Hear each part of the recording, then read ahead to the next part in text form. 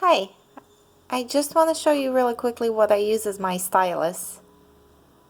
I actually found this online. As you can see, it's a pen. This is a cotton swab at the top, which needs moisture. You can lick it. That would work as well. And this is foil. The cotton swab is in the top of the pen. And what I mean by that is you see this one. Inside is some of the stick of the cotton swab, and then that's wrapped with foil. And what that can do for something like an Excel, and I wish this, I didn't know it existed when I was wishing for it, but what I wanted to do is have an Excel spreadsheet, because I do a lot of videos. I wanted to be able to highlight some of the information.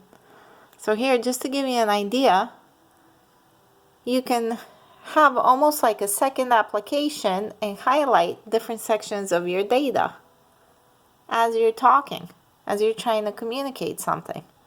I love this.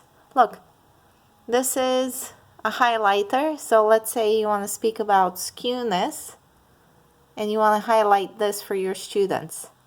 And if you're just recording your screen, nobody even needs to see the stylus. All they need to see is that you're highlighting standard deviation.